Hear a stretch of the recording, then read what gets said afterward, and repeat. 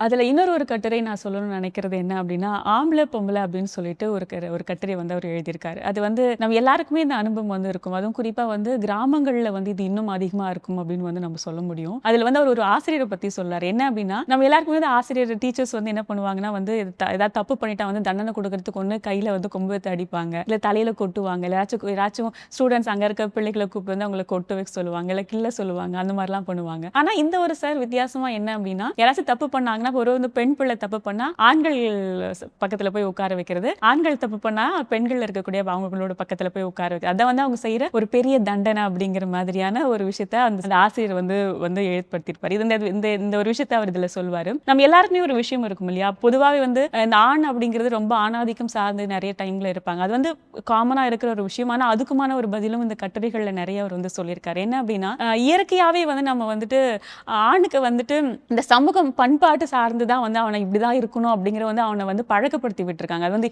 இயற்கையா அவனுக்கு தோன்ற ஒரு விஷயமா வந்து இருக்குது. யூசுவலா என்ன சொல்லுவாங்கன்னா, பெண்கள் வந்து ரொம்ப வல்னரபிள்னு சொல்லுவாங்க. ஆனா நம்ம நிறைய நேரங்கள் வந்து ஆண்களுமே வந்து வல்னரபிளா இருக்காங்க. அவங்களுக்கு வந்து எல்லாரும் வந்து பெண்கள் எப்படி இருக்கணும்னு சொல்லிக் கொடுக்குறாங்களே தவிர, ஆண்கள் எப்படி இருக்கணும் அப்படிங்கிறது சமுதாயமோ இல்ல பெற்றோர்களோ சொல்லிக் கொடுக்குற நிறைய நேரத்துல சொல்லிக் கொடுக்கறதில்ல. அதனால வந்து நிறைய விஷயங்கள் அப்படி போகுது.